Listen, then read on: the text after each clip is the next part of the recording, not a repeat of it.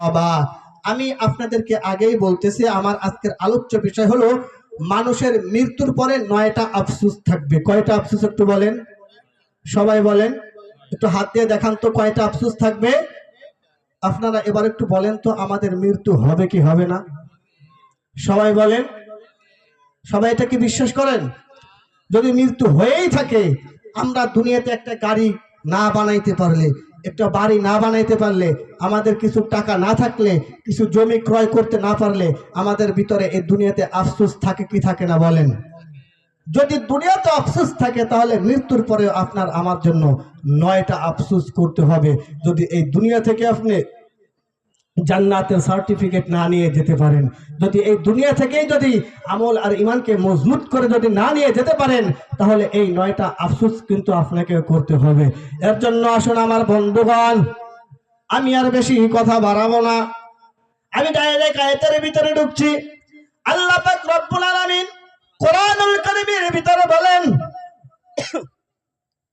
ইন্না আনযারনাকুম আযাবান করিবান ইয়াওমা ইয়ানযুরুল মার'উ মা কদ্দামাত ইয়াদাহু ওয়া ইয়াকুলুল কাফিরু ইয়া লাইতানি কুনতু তুরাবা।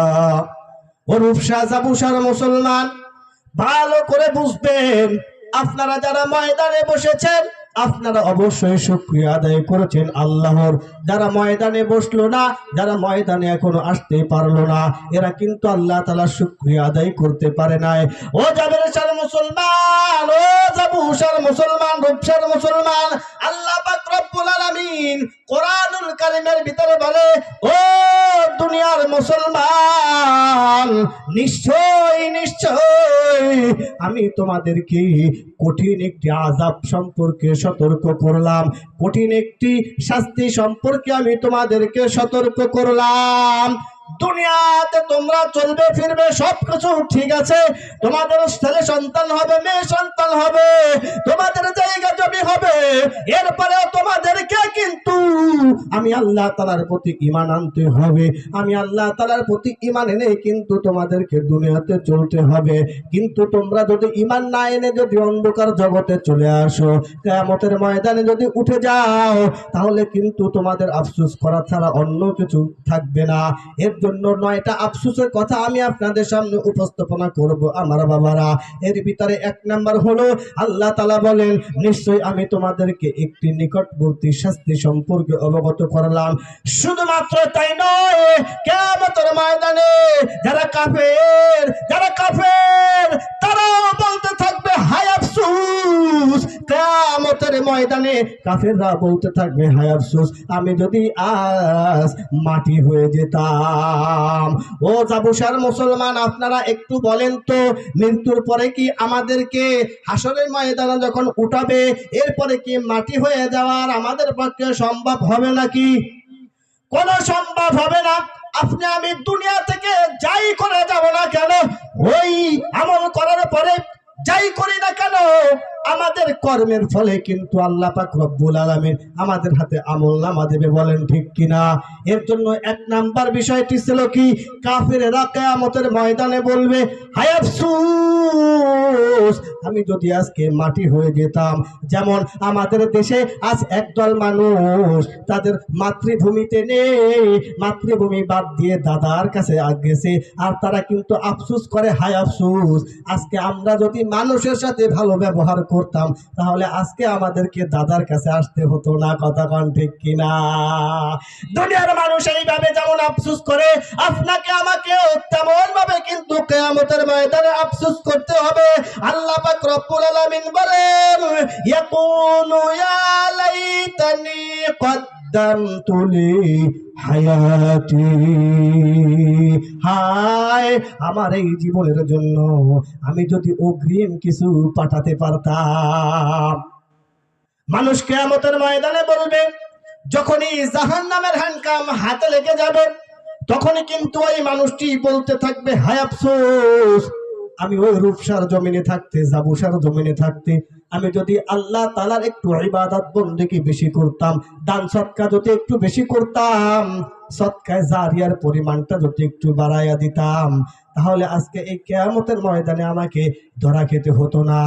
যেমন আমাদের দেশের আজকে এক শ্রেণীর মানুষ ঠিক একই কথা দাদার দেশে বসে বলতেছে, কন্তাখান ঠিক কিনা? ভয় পাওয়া যাবে না, আমি বাস্তব উদাহরণ দিব এবং কোরআনের আয়াত আপনাদেরকে বুঝাই দিব। আপনারা অবশ্যই আমার কথায় সাই দিবেন। ও দুনিয়ার মুসলমান, আল্লাহ পাক রব্বুল আলামিন কোরআনুল কারীমের ভিতরে বললেন, ওয়াম্মা মান উতিয়া কিতাবাহু বিশিমালিহি ফায়াকুলু ইয়া লাইতানি লাম উতা কিতাবিয়া।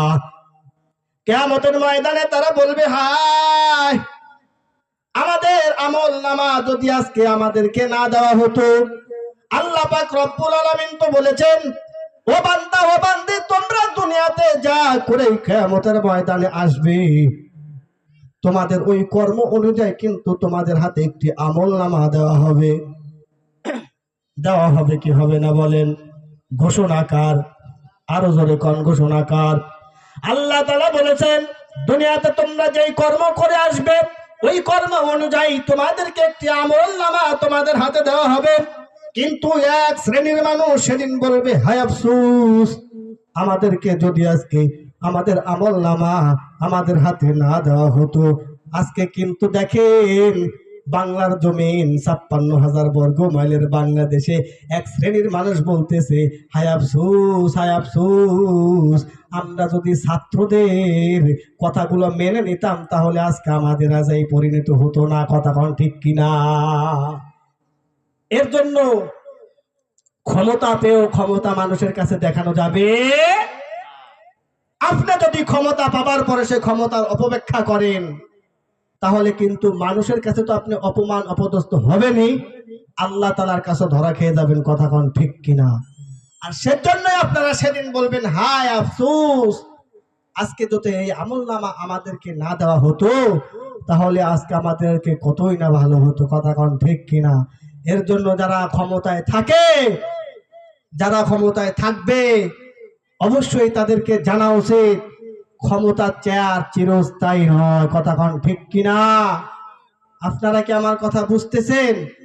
আমি আপনাদেরকে আমাদের দেশে ঘটে যাওয়া কিছু কথা, কিছু ঘটে যাওয়া জিনিস আপনাদেরকে শোনাচ্ছি এবং বাস্তবতার সাথে আপনাদেরকে আমি মিল করাচ্ছি। আমার যে কোরআনের যে তেলাওয়াত হয়েছে এবং আমি যে তেলাওয়াত করে করে আপনাদেরকে বোঝাচ্ছি, কথাগুলোকে আপনারা বুঝতে পারতেছেন? যদি না বুঝতে পারেন তাহলে বলবেন যে বুঝতে পারতেছি না। আল্লাহ পাক রব্বুল আলামিন বলেন, ইয়া ওয়াইলাতা লাইতানি লাম আত্তাখিয ফুলালান খলিলা। হায় আমার দুর্ভাগ্য, আমি যদি অমুককে বন্ধুরূপে দুনিয়াতে গ্রহণ না করতাম। ও জাবুসার মুসলমান, আমরা কিন্তু বিগত 16 বছরে এক শ্রেণীর মানুষদেরকে বন্ধু ভেবেছিলাম, এক শ্রেণীর মানুষদেরকে আপন ভেবেছিলাম, কিন্তু তারা এমন একটা জাতি ছিল, কিন্তু তারা এমন একটা জাতি ছিল যেই জাতি ফেরাউনকে হার মানিয়েছিল, যেই জাতি নমরুদকে হার মানিয়েছিল, যেই জাতি কারুনকে হার মানিয়েছিল, যেই জাতি আব্দুল্লাহ বিন উবাইকেও হার মানিয়েছিল, এমন একটা জাতিকে আমরা বন্ধুরূপে গ্রহণ করেছিলাম। কিন্তু তারা আমাদেরকে বিপদে ফেলে তারা তাদের রাস্তা দেখে দাদার কোলে গিয়ে পড়েছে। কথা কোন ঠিক কিনা? কথা কোন না কেন? আমি কি মিথ্যা কথা বললাম? তারা কিয়ামতের ময়দানে বলবে, হায় আমার কি দুর্ভাগ্য, আজকে যারা তাদের মাতৃভূমি ছেড়ে দাদার কাছে গিয়ে পড়েছে বা বিভিন্ন জায়গায় গিয়ে পড়েছে, তারা আজকে এইভাবে আফসোস করতেছে কি করে না একটু বলেন তো? অবশ্যই করতেছে। কেন করবে না? 16 বছর তারা ক্ষমতার মসনদে ছিল, 16 বছর তারা মানুষকে মানুষ মনে করে নাই, 16 বছর তারা আলেমদের উপরে নির্যাতন করেছিল, 16 বছর তারা মানুষকে বেঈমান রূপে গ্রহণ করেছিল, তারা মানুষের ভোটের অধিকার কেড়ে নিয়ে তারা ইচ্ছা মতো ক্ষমতার চেয়ারে বসে আর বাংলার মানুষকে বিপদে ফেলে দিয়ে তারা দাদার কোলে গিয়ে বসেছে। আওয়াজ দিয়ে বলবেন কথা ঠিক কিনা? দুনিয়ার মুসলমান, এর জন্য তারা যেভাবে আফসোস করতেছে, আমরা যদি এইভাবে কোনো আচার আচরণ মানুষের সাথে করি, আমাদেরকেও কিন্তু কিয়ামতের ময়দানে এইভাবে ধরা খেতে হবে। কথা কোন ঠিক কিনা? আপনারা কি রাগ করতেছেন? আপনারা কি বেজার হচ্ছেন? এমপিরা সবে কোথায় গেল, মন্ত্রীরা সবে কোথায় গেল, কোথায় কাদের কাকা? তাদের ছাড়া দেশটা এখন লাগে ফাঁকা ফাঁকা। কথা কান না কেন? আমি কি ভুল বললাম? এমপিরা সবে কোথায় গেল, মন্ত্রীরা সবে কোথায় গেল, কোথায় কাদের কাকা? তাদের ছাড়া দেশটা বড় লাগে ফাঁকা ফাঁকা। তাদের ছাড়া দেশটা বড় লাগে ফাঁকা ফাঁকা। আইন মন্ত্রী ফেসে গেল আইনেরই ফাঁকে, দাড়ি সারা দরবেশটারে ভণ্ড ভণ্ড লাগে। কথা কোন ঠিক কিনা? যখন ক্ষমতার মস্তদে তারা ছিল, তাদের মুখে দাড়ি ছিল না, কিন্তু আল্লাহ পাক রব্বুল আলামিন যখন জালিমের পতন ঘটিয়েছে, তখন কি সুন্দর দরবেশের মতো দাড়ি রেখেছে। কথা কোন ঠিক কিনা? আবার কিছুদিন আগে আমরা দেখলাম কি সোনা বাবুর মতো ছোট্ট ছোট্ট বাচ্চাদের মতো হাতে হ্যান্ডকাপ দিয়ে জান্নাতের ভিতরে যাচ্ছে। জান্নাতের ভিতরে যাচ্ছে নাকি? কথা কন না কেন? আরে যেটা সত্য কথা সেইটা বলবেন, ভয় পাচ্ছেন কেন? কোনো ভয় আছে? কোনো ভয় নাই। এই তাফসীরের মাহফিলে বাধা দেওয়ার মতো এখন আর কোনো কুলাঙ্গার এই জমিনে নেই। ওয়াজের ময়দানে বাধা দেওয়ার মতো কোনো কুলাঙ্গার এই জমিনে এখন আর নেই। অতএব জাবুসার মুসলমান, মুখ খুলে কথা বলতে হবে। 16 বছর আলেমদেরকে কথা বলার সুযোগ তারা দেয় নাই। যারা সুযোগ করে দেয় নাই, আল্লাহ তাআলা বলে আমি ধরি ধরি ধরি না, কিন্তু ধরলে পরে ছাড়ি না।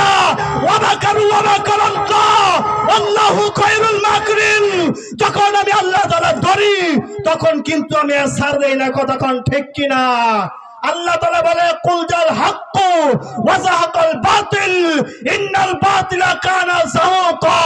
যখন হক সামনে দাঁড়াবে, তখন বাতিল দাদার কোলে গিয়ে বসতে বাধ্য হবে। আওয়াজ দেন ঠিক কিনা? আর সেটা মানুষের সামনে নয়, বোরকা পরে রাতের আধারে তখন ভারতে পালাতে বাধ্য হয়েছে। কথা কোন ঠিক কিনা? এটা আল্লাহ তাআলার রহমত ছাড়া এটা অন্য কিছু হতে পারে না। কথা কোন ঠিক কিনা? এর জন্য ক্ষমতার মস্তদে বসে ক্ষমতা প্রয়োগ করা যাবে না। আলেমদের উপরে যারা স্টিম রোলার চালিয়েছে, ও জাবুসার মুসলমান, এটা বাংলার মানুষের চোখের পানি, এটা আলেমদের চোখের পানি, এটা আল্লামা সাঈদী রাহিমাহুল্লাহ চোখের পানি, এটা আল্লামা শাহ আহমদ শফীর চোখের পানি ছাড়া অন্য কিছু হতে পারে না। কতক্ষণ ঠিক কিনা? এর জন্য গাছ পাইলেই বাইয়ে বাইয়ে গাছের উপরে ওঠা যাবে, অবশ্যই নমনীয় হতে হবে। যদি নমনীয় হন, তাহলে আল্লাহ পাকের রহমত আপনার উপরে আসবে। কথা কোন ঠিক কিনা? আজ আমরা স্বাধীনভাবে কোরআনের কথাগুলো বলতে পারতেছি, এটা আমাদের জন্য একটা আনন্দের ব্যাপার। আপনাদের জন্য কি কষ্টের দায়ক নাকি আনন্দের ব্যাপার? একটু আপনারা বলেন তো। সবাই কন, জোরে কন, আরো আস্তে কন। যদি আনন্দের ব্যাপার হয়ে থাকে, অবশ্যই আওয়াজ দিয়ে কথা বলবেন। ইনশাআল্লাহ তাআলা কোনো ভয় নেই। কোনো ভয় আছে? এখন আর কোনো ভয় আছে? এমপিরা সবে কোথায় গেল, মন্ত্রীরা সবে কোথায় গেল, কোথায় কাদের কাকা? তাদের সারা দেশটা এখন লাগে ফাঁকা ফাঁকা। তাদের সারা দেশটা এখন লাগে ফাঁকা ফাঁকা। আইন মন্ত্রী ফেসে গেল আইনেরই ফাঁকে, দাড়ি সারা দরবেশটারে ভণ্ড ভণ্ড লাগে। কথা কোন ঠিক কিনা? আইন মন্ত্রী ফেসে গেল আইনেরই ফাঁকে, দাড়ি সারা দরবেশটারে ভণ্ড ভণ্ড লাগে। এমপিরা সবে কোথায় গেল, মন্ত্রীরা সবে কোথায় গেল, কোথায় কাদের কাকা? তাদের সারা দেশটা এখন লাগে ফাঁকা ফাঁকা।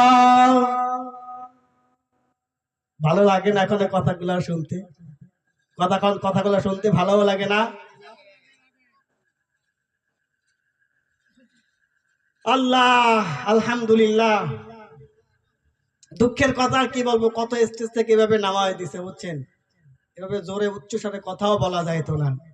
কোথায় গেল মমতাজের সংসদের গান, কোথায় গেল হযরত আলা শামীম ওসমান? ছিল কি ছিল না আমাদের দেশে আল্লাহওয়ালা? ওরে বাবা, আলেমদের সামনে কথা বলতো প্রতিদিন। আমরা 70-80 রাকাত নফল নামাজ পড়ি, তাহাজ্জুদ আমরা ছাড়ি না। আমাদের নেত্রীও তাহাজ্জুদ ছাড়ে না। ঘুম থেকে উঠে যায় নামাজ খুঁজে, ঘুম থেকে উঠে নামাজের মুসল্লায় দাঁড়ায়।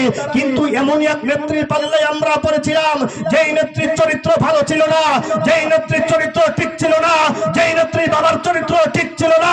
আল্লাহ পাক রব্বুল আলামিন ধরেছেন, তো এমন ভাবে ধরেছেন মানুষের কাছে আজকে নিষ্পেষিত হয়ে, অপমানিত হয়ে, বোরকা পরে তারপরে ভারতে পালাতে বাধ্য হয়েছে। ও জাবুসার মুসলমান, ও রূপসার মুসলমান, আমাদেরকে অবশ্যই সজাগ থাকতে হবে। এমন কোন কুলাঙ্গার যেন আর কোন এদেশে না আসতে পারে। এমন কোন বেঈমান যদি এই দেশের মাটিতে আবারও আসে, তাহলে হয়তোবা মুসলমানদের উপরে আবার স্টিম রোলার চলবে। কিন্তু 56,000 বর্গ মাইলের বাংলাদেশ, আলেম ওলামাদের বাংলাদেশ, এই বাংলাদেশের মাটিতে আল্লামা সাঈদী ঘুমিয়ে আছে। এই বাংলাদেশের মাটিতে আল্লামা শফি ঘুমিয়ে আছে। যেই দেশের মাটিতে আল্লামা সাঈদী তাফসীর জগৎ প্রতিষ্ঠা করেছে, এই দেশের মাটিতে এই কুত্তা লীগ যেন আবারও না আসতে পারে, এর জন্য আমাদেরকে সজাগ থাকতে হবে। আর এই সজাগ থাকতে গিয়ে যদি আমাদের গর্দান চলে যায়, গর্দান দিতে দিতে কারা কারা রাজি আছেন দুটি হাত একটু দেখতে চাই।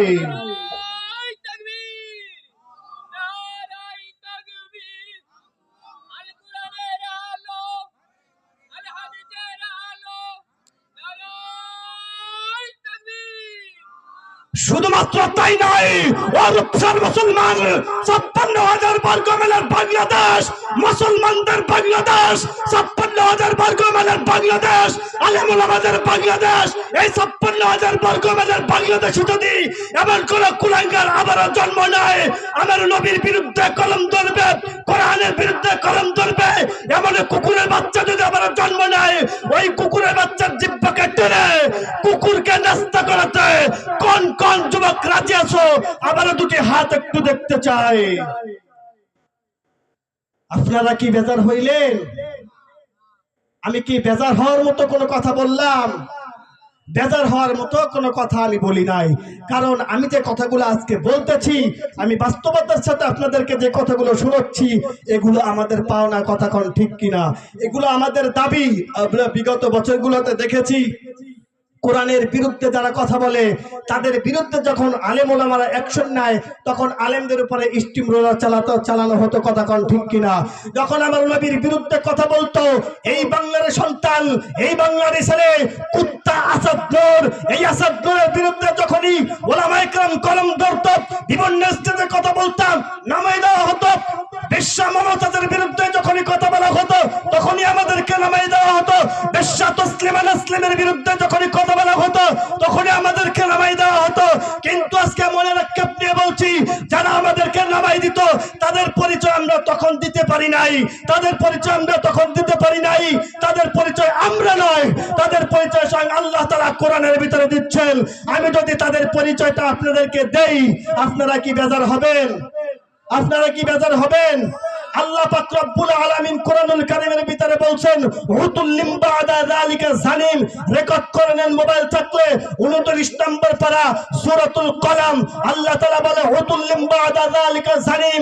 ও জাবুসার মুসলমান, রূপসার মুসলমান, যারা কোরআনের বিরুদ্ধে কথা বলে, যারা হাদিসের বিরুদ্ধে কথা বলে, যারা ইসলামের বিরুদ্ধে কথা বলে, যারা আল্লাহর বিরুদ্ধে কথা বলে, যারা আমার নবীর বিরুদ্ধে কথা বলে, যারা আলেমদের বিরুদ্ধে কথা বলে, যারা তাফসীরের বিরুদ্ধে কথা বলে, যারা ওয়াজের বিরুদ্ধে কথা বলে, তাদের একটাই পরিচয়, তারা কখনো এক বাপের জন্ম হতে পারে না। তাহলে ও রূপসার মুসলমান, আপনারা একটু বলেন তো, যারা এক বাপের জন্ম নেয়, তারা তো অবশ্যই দ্বিতীয় অথবা অনেক বাপের জন্ম, তাদেরকে আপনাদের ভাষায় কি বলা হয়? আরো জোরে কান। কথাটা কি আমি বললাম? কথাটা কি সভাপতি সাহেব বলল? কথাটা আপনারা কে বলেছেন? কথাটা কোথায় পেলাম? আল্লাহর কোরআনের ভিতরে পেলাম। আল্লাহর কোরআনের ভিতরে বলেছেন, আবারও বলছি, 29 নম্বর পারা সূরাতুল কলাম। আল্লাহ বলে, উতুল্লিম বাদা যালিকা জানিম। যারা ইসলামের বিরোধিতা করে, যারা আল্লাহর বিরোধিতা করে, কোরআনের বিরোধিতা করে, এরা জারুর সন্তান। পরিচয় পাইলেন? আবার আমার দোষ দিয়েন না, আমি কিন্তু আপনাদেরকে কোরআনের আয়াত শুনে তারপরে এদের পরিচয় দিলাম। কারণ কি, এরা আবারও আসতে পারে, কথা কন। আর এখনো পর্যন্ত বিভিন্ন মাহফিলে তারা কিন্তু বাধাও দিচ্ছে। আমরা ইউটিউব, আমরা ফেসবুক, সোশ্যাল মিডিয়ার মাধ্যমে কিন্তু আমরা দেখতে পাচ্ছি, কথা কন ঠিক কিনা? তাহলে আসুন, আল্লাহ পাক রব্বুল আলামিন বলেন, ইয়াউমা তুকাল্লাবু ওয়ুজুহুহুম ফিন-নারি ইয়াকুলুনা ইয়া লাইতানা আতা'না আল্লাহা ওয়া আতা'না আর-রাসূলা। যেদিন তাদের চেহারাগুলো আগুনের উপরে দেওয়া হবে, যেদিন তাদের চেহারাগুলো আগুনের উপরে দেওয়া হবে, তারা সেদিন বলবে, আমরা যদি আল্লাহকে অনুগত করতাম, আমরা যদি রসুলকে নেতা মানতাম, আমরা যদি আল্লাহকে অনুগত করতাম, আমরা যদি রসুলকে অনুগত করতাম, তাহলে আজকের এই কিয়ামতের ময়দানে সকল মানুষের সামনে আমাদের চেহারাগুলো জাহান্নামের দিকে দেওয়া হতো না।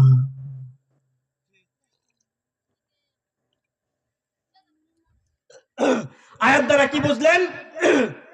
ওই দিন কিয়ামতের ময়দানে তারা বলবে, আমরা যদি আল্লাহর আনুগত্য করতাম, আমরা যদি রাসূল সাল্লাল্লাহু আলাইহি সাল্লামের অনুসরণ করতাম, তাহলে আজ এই দুনিয়াতে থাকতে আমাদেরকে আল্লাহর আনুগত্য করা দরকার আছে না নাই বলেন? রাসূলের প্রেমে প্রেমিক হওয়া দরকার আছে না নাই বলেন? তাদের সাথে চলা যাবে না যারা আল্লাহ বিরোধিতা, যারা আল্লাহর বিরুদ্ধে কথা বলে, আল্লাহর বিরুদ্ধে কলম ধরে, যারা আমার রসুলের বিরুদ্ধে কথা বলে, যারা আমার রসুলের বিপক্ষে কথা বলে, তাদের সাথে চলা যাবে না। তাদের সাথে যদি চলতে যান, তাহলে ওই যে একটা কথা আছে না, যার সাথে যার ভাত তার সাথেই তার কিয়ামত, এরকম কিন্তু একটা প্রবাদ বাক্য আমাদের সমাজে আছে না নাই? কিন্তু আমরা যদি তাদের সাথে চলি, আর একটা কথাও মনে রাখবেন, যারা আল্লাহ বিরোধী, কারণ এদেশ মুসলমানদের দেশ, এদেশ দাদা বাবুদের দেশ নয়, এদেশের মাটিতে আল্লামা দেলোয়ার হোসেন সাঈদী ঘুমিয়ে আছে, এদেশের মাটিতে আল্লামা শাহ আহমেদ শফী সাহেব ঘুমিয়ে আছে, ওলামায়ে কেরামরা ঘুমিয়ে আছে। আর যেই দেশের মাটিতে আল্লামা সাঈদী ঘুমিয়ে রয়েছে, আল্লামা শাহ আহমেদ শফী ঘুমিয়ে রয়েছে, সেই দেশের মাটিতে যদি কোনো কুলাঙ্গার আল্লাহর বিরুদ্ধে কথা বলে, মনে রাখবেন সে নিজের ওয়েট দিয়ে কথা বলে না, নিশ্চয়ই তার পিছনে কোনো ওয়েট আর একটা জিনিস রয়েছে। সে ওই ওয়েটের ভারে ভারেই আল্লাহর বিরুদ্ধে কথা বলে, আল্লাহ রসুলের বিরুদ্ধে কথা বলে, কথা কন ঠিক কিনা?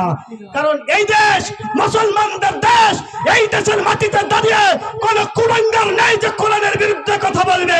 যারা এই কোরআনের বিরুদ্ধে কথা বলে, এদের পিছনে অবশ্যই কোনো না কোনো কিছু রয়েছে, যার বাস্তব প্রমাণ আমরা 5ই আগস্ট দেখেছিলাম। ভারতের এজেন্ট এই দেশ থেকে আল্লাহ বিরোধী, খোদা বিরোধী, রাসূল বিরোধী আল্লাহ তাআলা পতন ঘটিয়েছে কি ঘটায় নাই বলেন? অবশ্যই ঘটিয়েছে।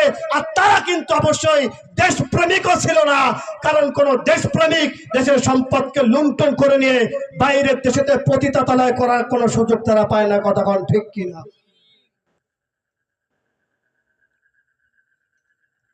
আপনার টাকা, আপনার গাড়ি, আপনার বাড়ি, আপনার সন্তান কি চাইবে আপনার ওইখান থেকে চুরি করে নিয়ে আর এক মহিলার দিক চাইবে? যদি কোনো সন্তান চায়, তাহলে বুঝতে হবে কি ওই সন্তান আপনার ভালো, ওই সন্তান আপনার ভালো চায় না। বিগত 16টি বছরও কিন্তু আমরা তাই দেখেছি, যারা ক্ষমতার মসনদে ছিল, খেলা হবে, আমরা আরো কয়েক বছর থাকবো। আল্লাহ পাক রব্বুল আলামিন বলে, ওয়াসিআ কুরসিয়ুহুস সামাওয়াতি ওয়াল আরদ। কোরআনুল কারীমের সর্বশ্রেষ্ঠ আয়াত আয়াতুল কুরসির শেষের দিকে বলেন, ওয়াসিআ কুরসিয়ুহুস সামাওয়াতি ওয়াল আরদ। ক্ষমতা চার চিরস্থায়ী কারোর জন্য নয়, ক্ষমতা চার চিরস্থায়ী কারোর জন্য নয়, আওয়ামী লীগের জন্য চিরস্থায়ী নয়, বিএনপির জন্য চিরস্থায়ী নয়, জামাতের জন্য চিরস্থায়ী নয়, হেফাজতের জন্য চিরস্থায়ী নয়। ও জাবুসার মুসলমান, ক্ষমতা চার, একমাত্র চিরস্থায়ী চার হলো আল্লাহ তাআলার চার, কথা কোন ঠিক কিনা? কারণ এই জমিন আল্লাহ তাআলার জমিন। আমি আপনাদেরকে আবারও বলতে চাই, জমিন যার আইন চলবে তার, জমিন যার হুকুম চলবে তার, কোরআন যার আইন চলবে তার। আমাদেরকে সৃষ্টি করেছেন আল্লাহ, আমরা আল্লাহ তাআলারই গোলাম। আচ্ছা, আল্লাহ তাআলার গোলাম হিসেবে অবশ্যই আমাদেরকেও কিন্তু আল্লাহ তাআলার আইন, আল্লাহ তাআলার হুকুম এই জমিনে অবশ্যই আমাদেরকে লালন করতে হবে, পালন করতে হবে, বাস্তবায়ন করতে হবে। এমনই একটা হুকুম যদি বাস্তবায়ন করতে ও রূপসার মুসলমান জাবুসারের যুবক ভাই, তোমাদেরকে যদি ডাক দেওয়া হয় মাওলানা রবিউল ইসলাম জিয়াদি, মিজানুর রহমান হাবিবি, আসাদুজ্জামান আসাদ, ওয়ান্দা সবেদ আলী, এই রূপসার মানুষদেরকে যদি ডাক দেওয়া হয়, বাংলাদেশের জামাত ইসলামের পক্ষ থেকে যদি ডাক দেওয়া হয়, এই ডাকের ভিতরে যদি তোমার গর্দান চলে যায়, তোমার স্ত্রীকে যদি বিধবা করতে হয়, মায়ের কোলকে যদি খালি করতে হয়, সন্তানকে যদি এতিম করতে হয়, এই বাস্তবায়ন করতে তোমরা কারা কারা রাজি আছো? দুটি হাত তো আল্লাহকে দেখাই দাও।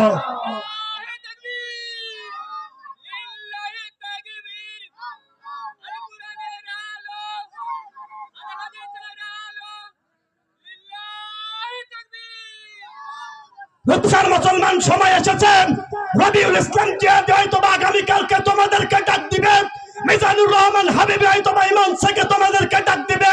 পিছপা হওয়া যাবে না। আল্লাহ তাআলা যেহেতু সুযোগ করে দিয়েছে, অবশ্যই সুযোগের ব্যবহার আমাদেরকে করতে হবে।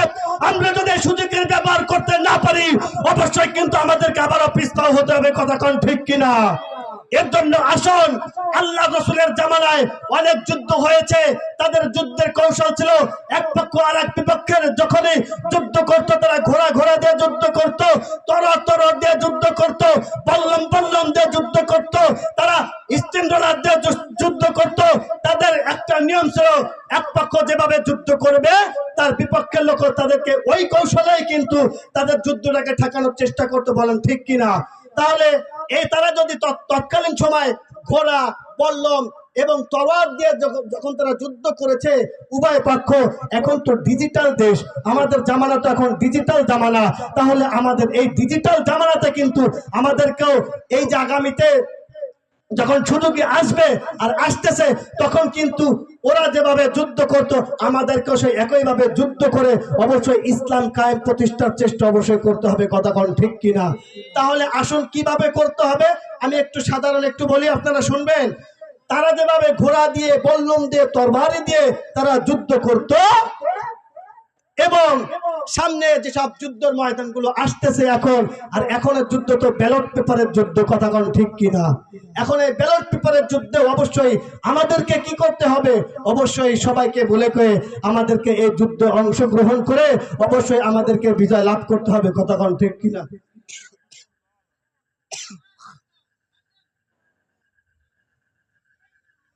বন্ধুগণ আমার, আমি আরেকটু আপনাদেরকে বুঝাই। মনে করেন আপনাদের মসজিদে যে ইমাম সাহেব, নাম কি? মুফতি মহিউদ্দিন শেখ সাহেব। আমরা তো মনে করেন এখন কোন মসজিদে নিয়োগ দিতে গেলে তার ইন্টারভিউ নেই কি নেই না?